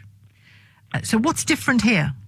Well, what's different here is that if you are of the establishment, if you've grown up with privilege, if you've always felt looked after by authority figures, your instinct is going to be to trust those who are in authority. If you've grown up in poverty, if you feel that you've been discriminated against because of your colour or your national origin or your sexuality or your gender, you may not be, forgive me for using this word, you may not be quite so complacent about what it is that the establishment will do to you. So I'm not sure that I accept that you can draw a direct symmetry from your experience of establishment figures to the experience of those at Grenfell. And we must, of course, remember that the experience of those at Grenfell of the establishment is that it has let them down quite dreadfully. We mustn't forget that. So, if you are Sir Martin Moore-Bick, you have a heavy duty to overcome that innate distrust. You really do have to try extremely hard to convey to the victims that you understand why they are inclined to distrust you, and you must ask them to put their trust in you and judge you on the work that you produce. And is that, do you think, why the Hillsborough Independent Panel was so important? Because it was several steps away from the establishment and it was a very different group of people assessing the evidence rather than a judge, for example? Well, I'm not sure that we can learn lessons from... Well, we can learn detailed lessons from individual cases. But, many of your listeners will have read the article that I think was on the front page of this morning's Guardian, in which the Society for Black Minority Ethnic Lawyers called for a much more diverse panel to assist the inquiry. And I'm sympathetic to that. I think it would be a desperately sad thing for the country if the government were to signal that it believes that the only people competent to chair and direct that inquiry all happened to be white middle-class men. That's right. Certainly not my experience of the legal profession. It's certainly not my experience of the world at large. And very briefly, if you wouldn't mind, how are the families that you are helping coping? Well, they're not coping. I mean, if you're a father who has lost his 2 young daughters and your wife, and you're struggling to get the police to tell you anything at all about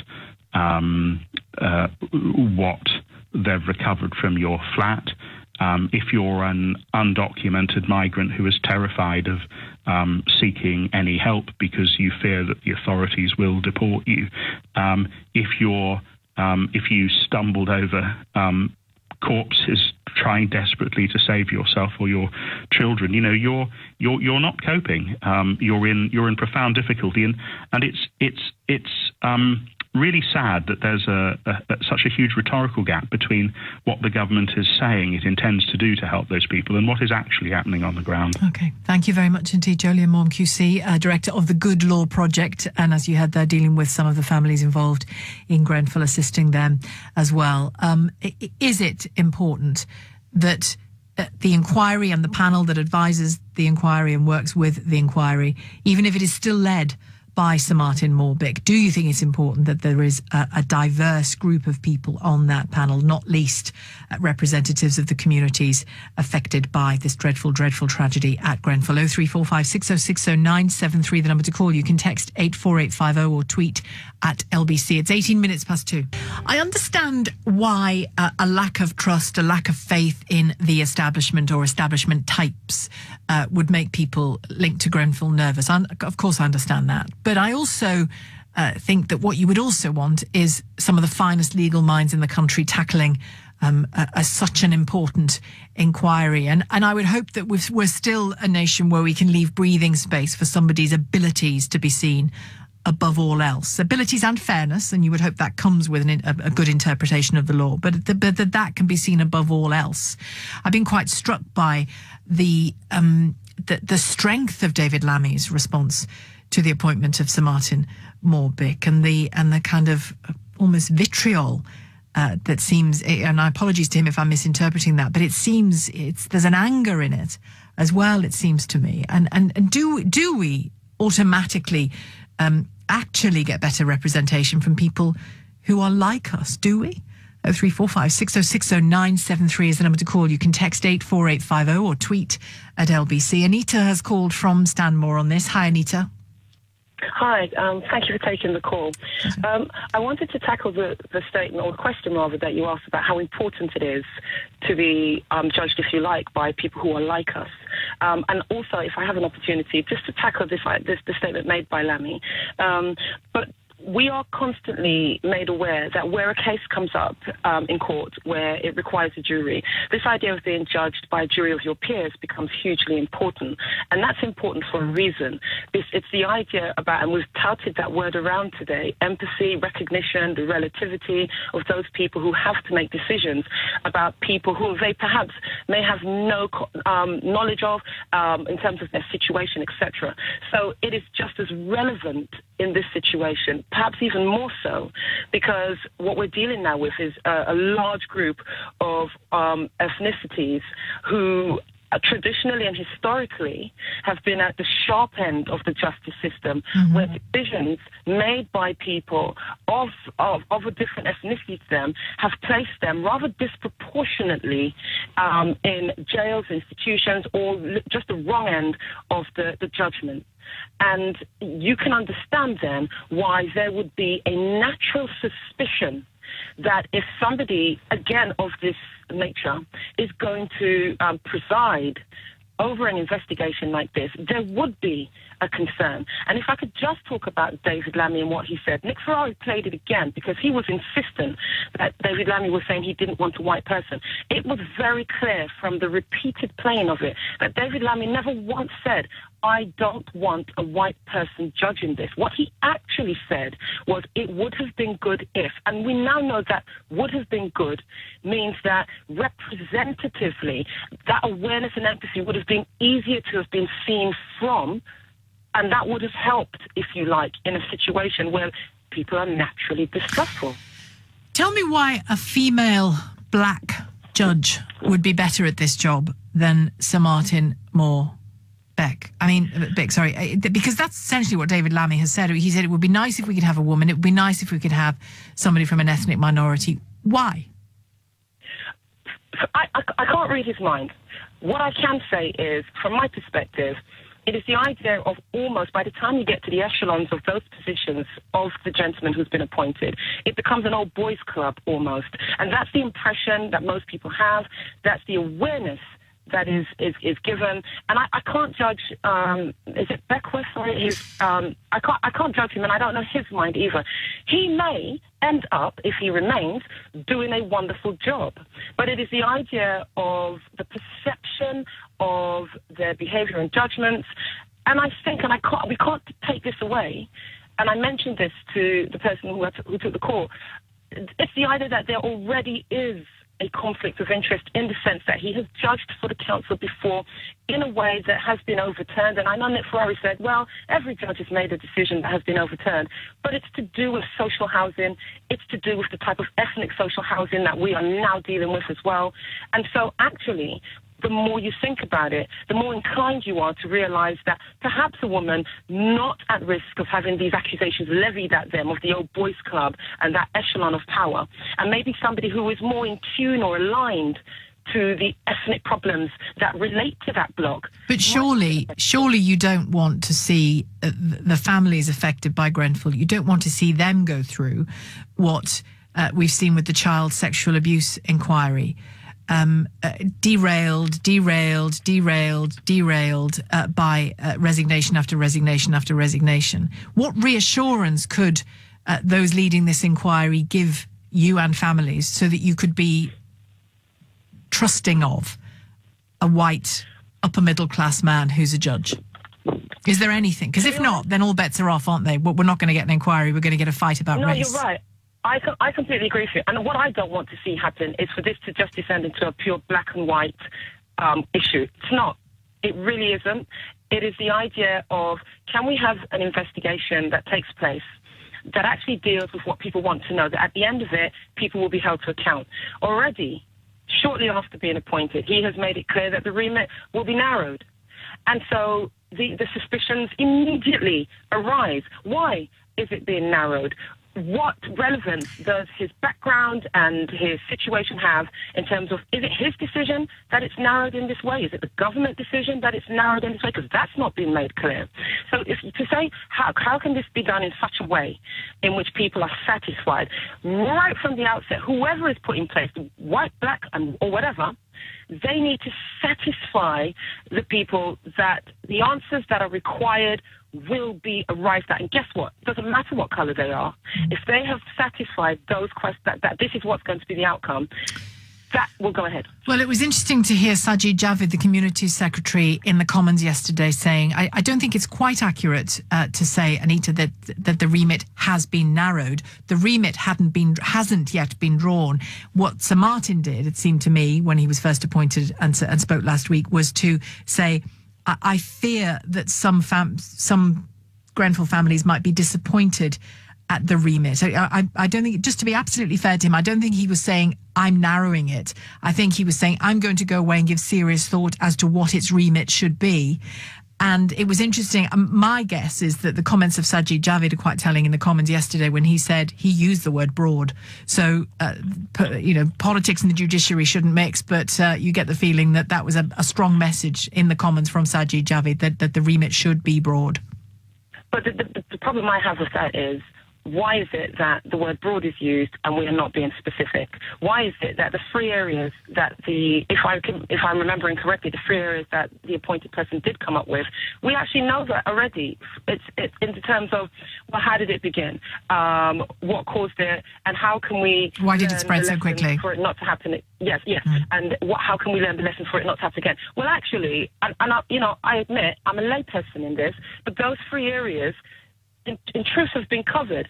So if you're going to... Well, they haven't. They've been covered in theory, they've been covered anecdotally, and that doesn't mean the theory and the anecdotes are incorrect, but a public inquiry will give all of those things some rigour. And again, you're right to say that we don't have specifics about that remit, but we will get specifics about that remit. And that's I think, when we can address this again, this question of what this public inquiry will be looking at. But Anita, thank you so much for your call. Really interesting call there from Anita in Stanmore. More of your calls on this question in just a few minutes. Let's read some of the texts and tweets that you've been sending on this, and big response to this question of whether it matters that the judge leading the Grenfell public inquiry looks like or is like or has an understanding of the people affected by the tragedy.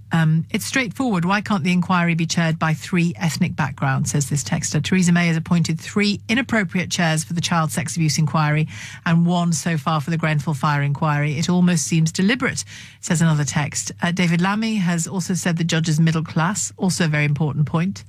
The judge should be on the side of justice, not the side of victims, says Sasquatch. And Genevieve says the judge should not take sides with the victims. Taking sides is not what a judge is there for. An important point to be made. I mean, there's a clear understanding that people have been innocent victims of this fire. But you're right, Genevieve, to point out that the judge should be investigating justice. What is just? What happened that was unjust or illegal that led to the fire? rather than whose side he or she is on. It doesn't matter what race, colour, religion or area the judge comes from unless those who are protesting the judge have their own prejudices, says Peter. Dwayne's called from Westminster on this question. Hi, Dwayne. Hi. How do you see it? I see it like this. There's two things I would want to say to the victims. And one is, have a great legal team that you trust. And two, write a diary. And the reason I'm saying write a diary is because the judgment at the inquiry will be based on the evidence given by the victims, not because of the judge's background or race or whether they're male or female. That is irrelevant. The judgment given will be based on the evidence given by the victims. It won't just be by the victims. There will be evidence from all kinds of quarters, won't there? Yes, there will be. There will be. But the main evidence will be from the victims, because we are going to want to know how they felt, what they went through, how we can stop that happening again. So other parties will also be given evidence, but the victims also will be given evidence. Of course. I find this attack on the judge as a huge distraction. People are out there trying to score political points. That's my fear. That's my fear about it too.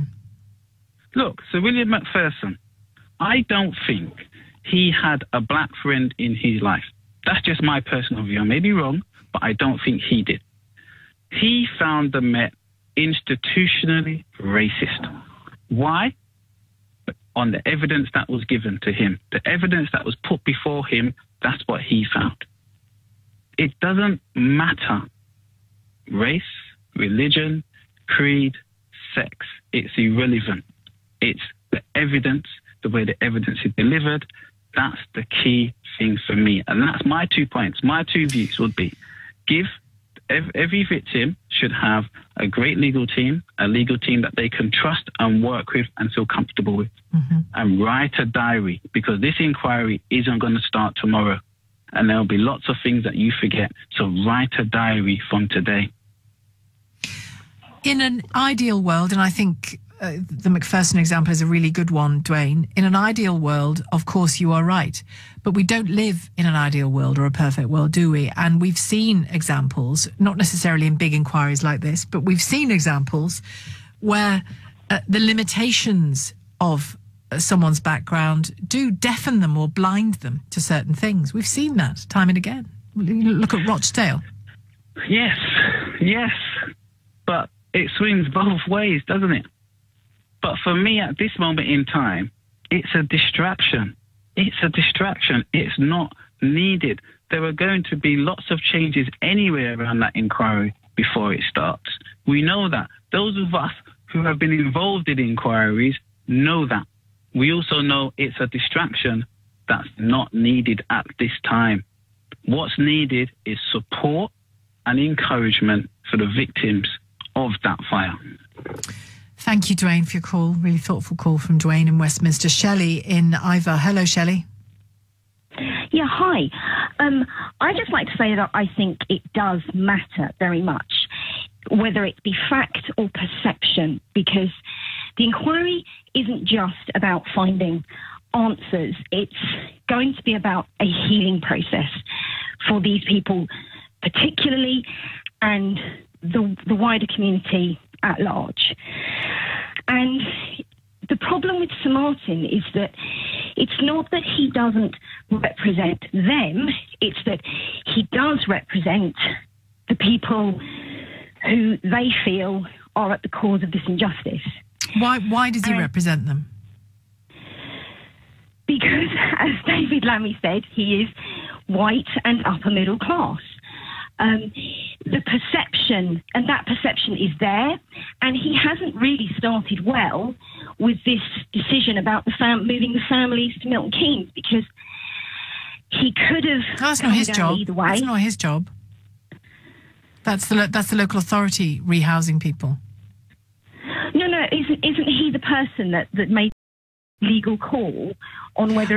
You're talking about a previous case. Apologies. Yeah. Yes, it came out that he had made this judgment that it was legal to move families 50 miles from their homes. Yeah, but a couple of things on that. I mean, we won't linger on it, but a couple of things on that, Shelley, is it wasn't an unusual decision, so not peculiar to him. It wasn't an unusual decision, and it isn't unusual for a higher court to challenge a judge's ruling either. So, you know, he isn't unusual in that sense. I appreciate that, but these things are often narrow points of law, and he had a choice. He could have come down either way. And as far as the residents of Grenfell are concerned, he came down on a side that they do not perceive to be theirs, and therefore they feel he is on the other side, and therefore he will potentially close ranks. And this happens all throughout society. What made me call was that, having had a medical negligence case investigated by the doctors at the hospital at the root of the problem, 7 years down the line, I still feel that people closed ranks on me. I don't trust their mini investigation and the paperwork I was provided with, and the healing process hasn't happened. And for that to happen, these people absolutely have to trust the people in charge of it, whether that be additional people in some panel or a replaced Sir Martin. But the thing about the investigation is it has things to find out, doesn't it, about the cladding, about who made what decision when, about whether people ordered one kind of cladding and got another kind of cladding. There's all kinds of questions to be asked, and it won't just be about the cladding. It will clearly, there'll be a lot of focus on that, but it won't just be about that. It will be about safety certification. It'll be all kinds of things, construction materials. It may, you know, you're talking about him being upper middle class, a member of the establishment. It may turn out that one of the construction firms involved is actually the most sort of below par of. I'm not saying that they are, but it may be that it's got, you know, that it doesn't hit at council level. It may hit at a different level, and what we need, don't we, to find out exactly what went wrong, is a cool legal head. Yes, I do not disagree. But what the Grenfell residents and community need is somebody they trust. And rightly or wrongly, they clearly do not trust this individual. So for the inquiry to fulfil, it's not really a remit, but as I said, having experienced it in some tiny way, the need for a healing process, that's not going to happen if these people don't trust this individual rightly or wrongly. And this has been such a big event that I think they need to feel that somebody is sticking up for them and standing out for them and watching what this legal mind does. And what was wrong with the suggestion of the panel? Why not do it? Thank you, Shelley and Ivor. Olu's called from Rochester on this. Hi, Olu. Oh, hi, Sheila. I'm a first-time caller to your show, so I'm a bit nervous. Thank you. I just wanted to say that I think it's very normal to expect the residents to want someone a bit like them to represent them. I haven't really got any issue with the judge, but I would have wanted like a bit more diverse panel to sit maybe alongside the judge, because it's just one of those things that if you are not them, you wouldn't understand. Years ago, I needed a solicitor to represent me in an immigration case. I'm talking about 19 years ago now. And I only wanted a BME solicitor because they are just the only ones that can understand. It's, up to the present time, I've got lots of friends going through different cases, some family cases, some immigration, especially in immigration cases when it has to do with, where you're from. You only want either an African or Asian solicitor because they are the only ones that would show the necessary level of empathy. They understand when you say some things. They understand, yes, that's how it is. And personally, I have consulted with some, it's not disrespect to them, to some white British middle-class solicitors, and they don't just get it when you explain that this is how some certain things are. So I think it's very, very normal to expect the residents to want people that understand, people that are like them. It's so difficult to explain if you're not in this position. Well, nobody doubts that the victims of this are innocent victims of a terrible event. Nobody doubts that. But actually, his job, as one of our texters said, isn't to represent the families and the victims. His job is to investigate on their behalf and involving them in said investigation, exactly how it came to be. It's wrong to think of him as representing them. Oh, I don't think it is. I don't think it is, because the inquiry, of course, there's an element of that, because the job is to find the truth, but that isn't the same as representing every wish, every whim, every feeling, every perception of the family. His primary job is to establish the truth. Yes, I understand that. But in the process of doing that, some things will come to light that he probably wouldn't just get the hang of. He just wouldn't understand why that is. He just wouldn't, in the process of him doing that, which is why I said, when I started the call, that I don't have a problem with him being there, but perhaps there needs to be a panel, that sits alongside him, advising him on some certain kind of issues. Okay, Olu, thank you. I'm going to have to leave it there. It's time for our travel news, but thank you for your call. Olu calling from Rochester. More of your calls in a second. It's 2:46. Got a call from Sunmi in Watford on the question of who should lead the inquiry, the public inquiry into the Grenfell tragedy. Sunmi, hello. Hi, Sheila. How are you? I'm fine, thank you. Yeah. Do you think it's a problem who this man is and what his background is?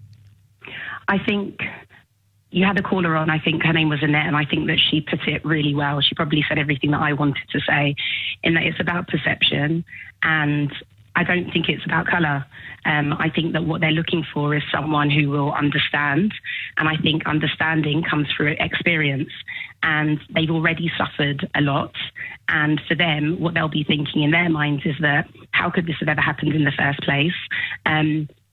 Has this happened because we're minorities? Has this happened because of our social class?